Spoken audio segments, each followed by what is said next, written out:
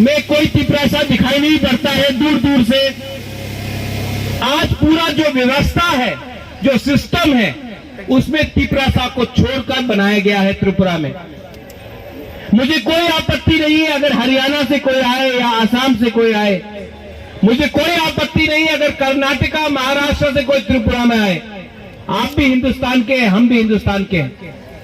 लेकिन अगर बांग्लादेश से अगर लोगों को बैठाया जाए और उनके हाथ में 70 साल से प्रशासन दिया जाए, तो ये हमारे इंडिजिनस तिपरासा के संग अन्याय हुआ है। और आज जो हमारा ये आंदोलन, जिसमें कोई पार्टी को नहीं देख रहा है, सिर्फ जाति को देख रहा है, आज ये जो आंदोलन है, ये देश के हित के लिए है, ये त्रिपुरा के हित के लिए है, ये हिंदुस्तान के हित के लिए है। हम अपना संवैधानिक अधिकार मांग रहे हैं।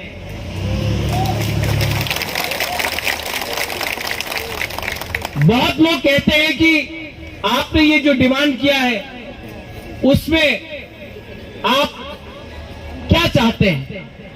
आज यहां में हमारे संग मुनीश तमांग जी भी है। कहां है मुनीश? यहां में। गोरखा भी डिमांड कर रहा है अपने लिए राज्य। कोई बोल सकता है कि गोरखा देश के खिलाफ है। आज सबसे ज्यादा सेना में अगर कोई है तो वो हमारा गोरखा है। आज यहां में तिरंगा भी लहराया जा रहा है। ये आपको नॉर्थ ईस्ट में त्रिपुरा में सबसे ज्यादा दिखाई पड़ेगा। यहां में हमारे भाई हैं दीपेंद्र जी, मेरे संग बहुत पुराने समय तक हम लोग एक ही पार्टी में रहे। लेकिन जो दीपेंद्र जी हैं वो जाट है। जाट भी एकदम हमारे तिपरासा जैसा है, इमोशनल होता है।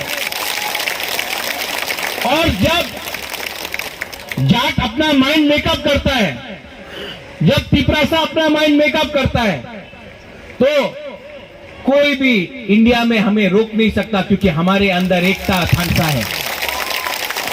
और आपने देखा होगा, 1 साल तक दिल्ली को बंद करके रखा, लेकिन किसान का बिल इन्होंने वापस लिया।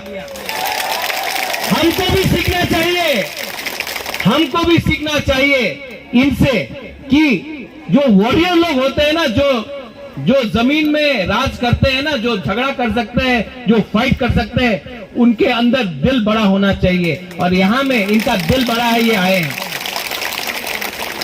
हमारे आसाम के एमपी आए हैं सरनिया जी।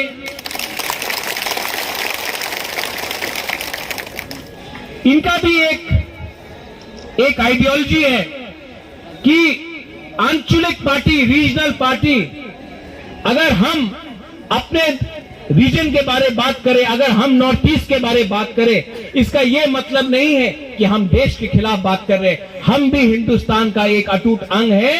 और जब तक रीजनल पार्टी अपने जाति और अपने लोगों के बारे में बात करेगा, तब तक दिल्ली भी हमारा बात सुनेगा। जिस दिन हम अलग अलग होकर बात करेंगे,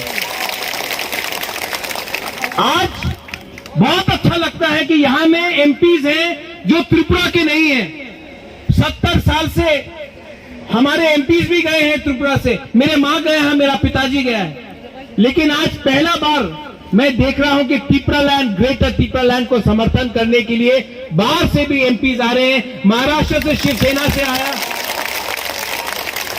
जयराम रमेश जी आए, आज दीपेंद्र हुड्डा जी आए हैं, यहां में नमः सरनिया आए हैं। और थोड़ी देर बाद आम आदमी पार्टी का भी एमपी संजय सिंह यहां आ रहा है हमें सपोर्ट करने के लिए। मैं अभी अनुरोध करूंगा हमारे हरियाणा के एमपी और बहुत ही डायनामिक लीडर, जब वो अपना कमिटमेंट दे देता है तो खुद का भी नहीं सोचता है।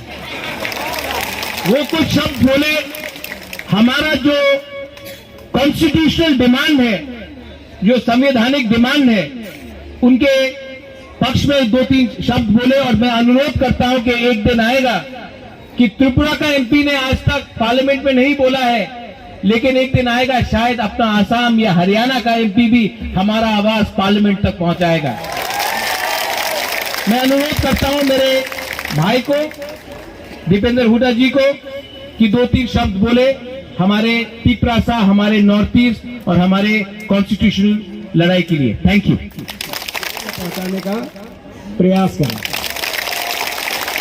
मैं आप लोगों को अभिनंदन करना चाहता हूं, क्योंकि मेरा भी लंबा तजुर्बा हो गया। 4थी बार देश की संसद में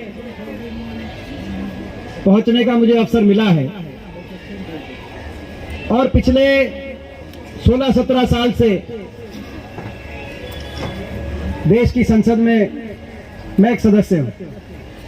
और जब सांसद होते हैं तो तमाम राष्ट्रीय आंदोलन, जंतर मंतर से लेकर रामलीला ग्राउंड तक, रामलीला ग्राउंड से लेकर दिल्ली के बॉर्डर तक, जो सिंगू टिकरी बॉर्डर पे आप देख रहे हैं किसान आंदोलन, उन आंदोलनों में जाने का भी अवसर मिलता है, आंदोलनकारियों से बातचीत का भी अवसर मिलता है, उनकी बात को, भावना को समझने का भी अवसर मिलता है। मैं आप लोग का अभिनंदन करूंगा कि इतने लंबे मेरे राजनीतिक सफर में, 17 साल के सांसद के एक सफर में, मैंने आज तक कभी नॉर्थ ईस्ट का इस प्रकार का ज्वलंत, इतनी बड़ी हाजिरी के साथ कोई आंदोलन यहां जंतर मंतर पे या दिल्ली में, पूरे नॉर्थ ईस्ट का मैंने नहीं देखा है।